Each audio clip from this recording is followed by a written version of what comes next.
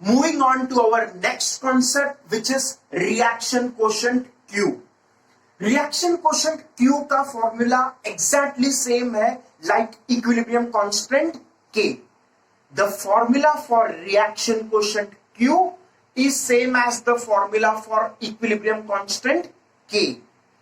तो पहले हम लोग रिवाइज कर लेते हैं इक्विलिब्रियम कांस्टेंट कैसे निकालते हैं in a few examples.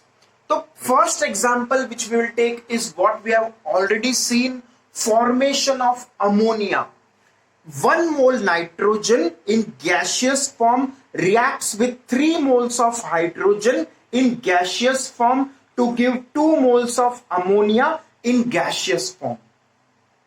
If I ask you what is the equilibrium constant for this reaction in terms of concentration, तो मैं Kc का वैल्यू पूछ रहा हूं. तो इफ यू रिमेंबर Kc का वैल्यू था concentration of products raised to their stoichiometric coefficient upon concentration of reactants raised to their stoichiometric coefficient. तो वही हम लोग फॉर्मूला यहां पे लगाएंगे. यहां पे हमारे पास प्रोडक्ट है अमोनिया और उसके 2 मोल्स है, तो Kc का वैल्यू आएगा concentration of ammonia raised to 2, क्योंकि स्टोइचियोमेट्रिक कोएफिशिएंट अमोनिया का है 2, इसीलिए हम लोग ने यहां पे 2 का पावर ले लिया.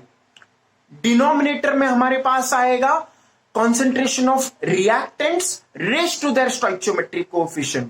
तो यहां पे हमारे पास 2 रिएक्टेंट्स हैं, nitrogen 1 mole and hydrogen 3 moles.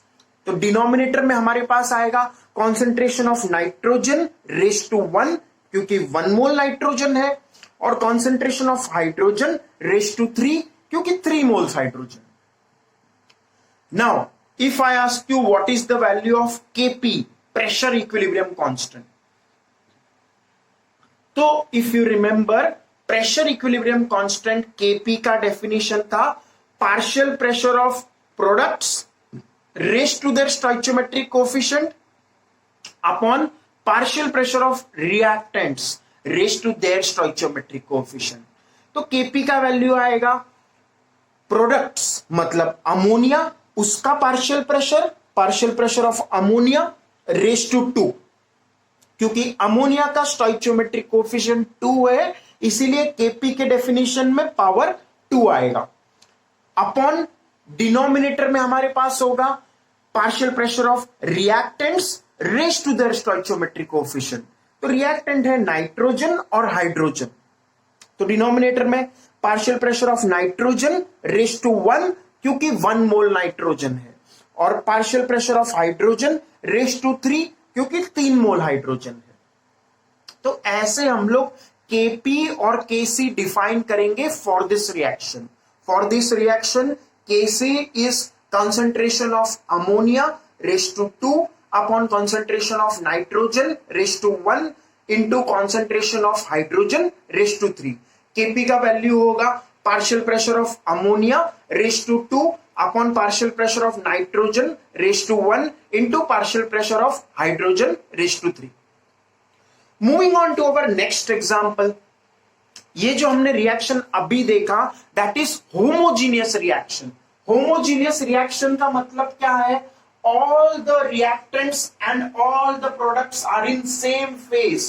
Nitrogen gas form में, हाइड्रोजन गैस फॉर्म में, अमोनिया गैस फॉर्म में, all the reacting species are in same phase, चाहे solid हो, liquid हो, gas हो, whichever phase it is, but they should be in single phase. For a reaction in which all the reactants and products are in same phase, such reactions are termed as homogeneous reactions. Similarly, अगर कोई reactant या product अलग अलग phase में है, तो in that case we will call it heterogeneous reaction.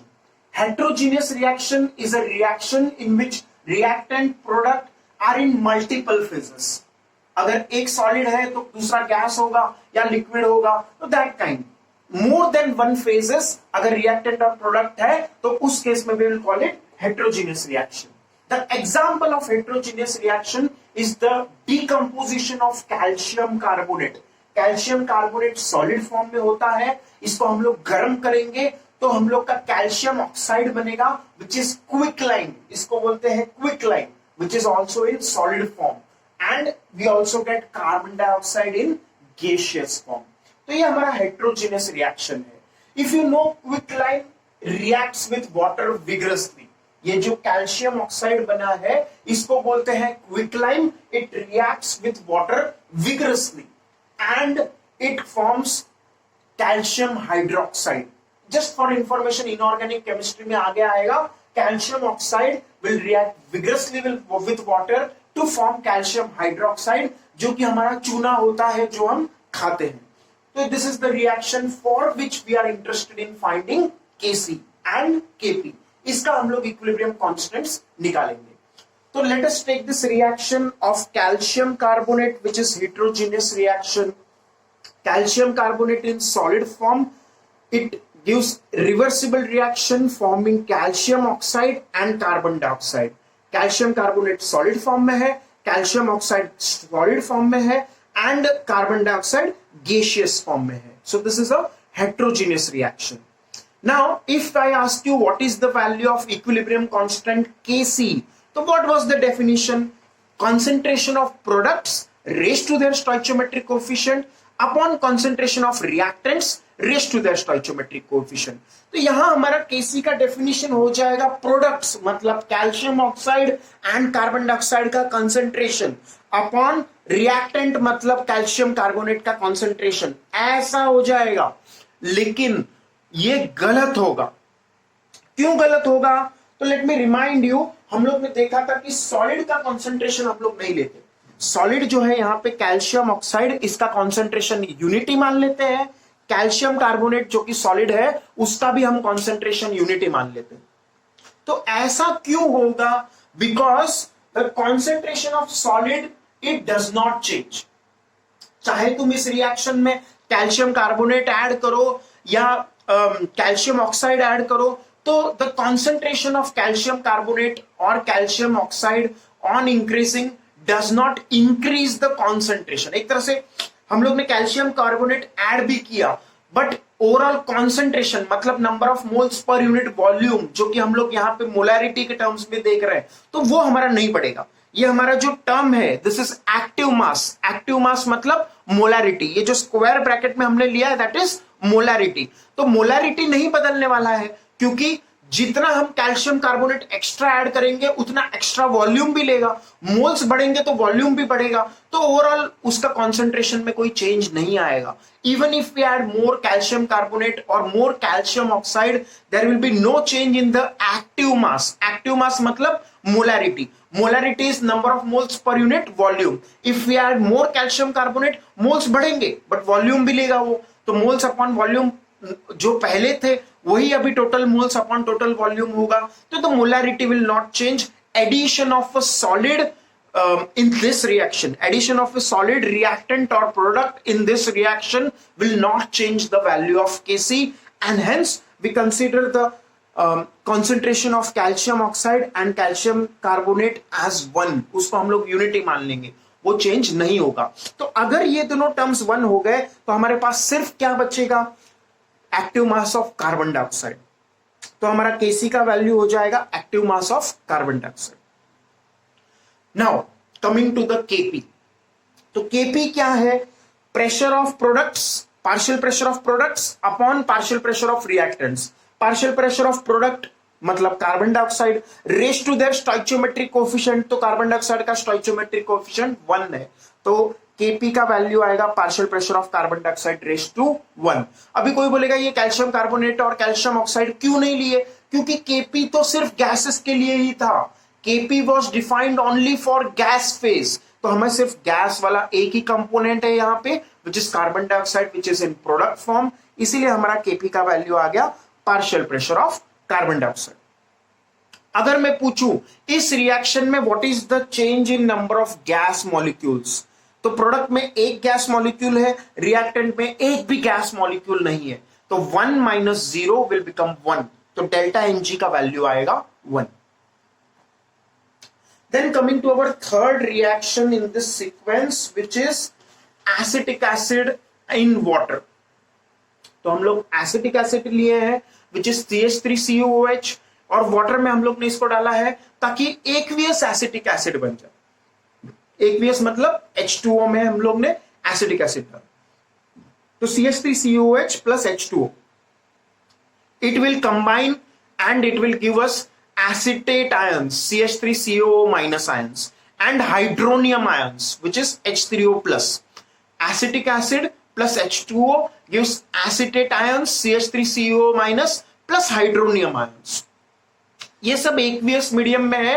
H2O is in liquid form, बाकी सब एक्वियस मतलब इनका सॉल्वेंट H2O है. एसिटिक एसिड का सॉल्वेंट H2O है और एसिटेट आयन भी H2O में ही डिसॉल्व है, एक्वियस मीडियम में है, और हाइड्रोनियम आयंस भी वाटर में ही है. ओके, तो इसका Kc का वैल्यू क्या आएगा? Kc if you remember is what? concentration of products raised to their stoichiometric coefficient upon concentration of reactants raised to their stoichiometric coefficient. तो प्रोडक्ट कौन है यहाँ पे? तो प्रोडक्ट है हमारा acetate ions and hydronium ions. Acetate ions को मैंने लिखा CH3CO माइनस कंसंट्रेशन और हाइड्रोनियम आयंस को लिखा H3O plus concentration. Upon reactant में है एसिटिक एसिड CH3COH इन एक्वियस फॉर्म और H2O भी है. बट अगेन H2O का कॉन्सेंट्रेशन हम लोग यूनिटी मानेंगे. जैसे कैल्शियम कार्बोनेट के रिएक्शन में हम लोग ने सॉलिड्स का हम लोग ने मोलारिटी लिया था 1 या उसका कॉन्सेंट्रेशन 1 लिया था, वैसे यहाँ पे लिक्विड में वाटर है H2O, उसका कॉन्सेंट्रेशन हमें 1 लेना है. क्योंकि पानी तो बहुत सारा है, तो अगर हम लोग ने एक्स्ट्रा पानी डाला भी तो उस केस में नंबर ऑफ मोल्स बढ़ेंगे बट वॉल्यूम भी बढ़ेगा, तो number of moles per unit volume will remain constant. So there will be no effect of addition of water in this reaction. थोड़ा वाटर अगर हम लोग डाल देते हैं तो उसका कॉन्सेंट्रेशन जो चेंज नहीं होगा. Will see further in ionic equilibrium that the concentration of pure water is 55.5 molar. तो वो कॉन्सेंट्रेशन चेंज नहीं होगा even if we add some small amount of water. तो इसीलिए हम लोग ने यहां पे देखो डिनोमिनेटर में प्रोडक्ट में H2O नहीं लिया हम लोग ने. We have not taken the, देखो क्या होता है Kc का value, concentration of products raised to their stoichiometric coefficient upon concentration of reactants raised to their stoichiometric coefficient. reactant में हमारे पास एक water भी है लेकिन वो liquid state में है, उसका concentration हम लोग ने unity मान लिया, तो इसीलिए H2O यहां पे मैंने लिखा नहीं. we will consider the concentration of H2O in liquid form as 1 and hence it is constant and we do not take this in the equation of equilibrium constant. तो हम लोग H2O लिक्विड फॉर्म में नहीं लेंगे. For aqueous medium reaction, aqueous medium reaction में water अगर liquid form में है तो उसका कंसंट्रेशन हम लोग को यूनिटी लेना है और वो टर्म हमें या उसका कंसंट्रेशन हमें Kc के एक्सप्रेशन में नहीं लेना है. अब मैं पूछूं कि इस रिएक्शन का Kp क्या है, तो Kp is not defined for this reaction because this reaction is in aqueous form. यहां पे कोई गैस है ही नहीं, तो गैस ही नहीं है तो Kp डिफाइंड नहीं होगा. Then coming to our next example, another example we will take is for physical equilibrium. अब तक हमने जो examples दिए they were all chemical equilibrium. अब हम physical equilibrium का एक reaction लेते हैं, जैसे H2O in liquid form converts H2O in vapor form. तो हम लोग ने पहले भी देखा था, ये एग्जांपल लिया था हम लोग ने. देखो यहाँ पे वाटर भी है लिक्विड फॉर्म में और वाटर वेपर्स भी है, वो गैसियस फॉर्म में है, और दोनों का एक इक्विलिब्रियम आ चुका है. The rate of vaporization of water equals the rate of condensation of water for this equilibrium system. तो ये हमारे पास फिजिकल इक्विलिब्रियम है. तो यहां पे Kc का वैल्यू क्या हुआ, तो Kc is concentration of products raised to their stoichiometric coefficient upon concentration of reactants raised to their stoichiometric coefficient. तो हमारे पास यहाँ प्रोडक्ट है H2O गैस, तो वो मैंने Kc के एक्सप्रेशन में लिया, लेकिन H2O liquid as I said उसका कॉन्सेंट्रेशन 1 लेना है, यूनिटी लेना है, इसीलिए डिनोमिनेटर में हमारे पास H2O लिक्विड नहीं है. फिर उसके बाद Kp का expression, Kp as you know is defined only for gases, तो Kp का एक्सप्रेशन होगा partial pressure of H2O vapours. Kp हम लोग सिर्फ गैसियस फॉर्म का पार्शियल प्रेशर लेंगे, तो Kp is defined as partial pressure of products raised to their stoichiometric coefficient upon partial pressure of reactant raised to their stoichiometric coefficient. But यहां पे तो सिर्फ एक ही गैस है, तो हमारा Kp का डेफिनेशन होगा partial pressure of H2O which is in gas form.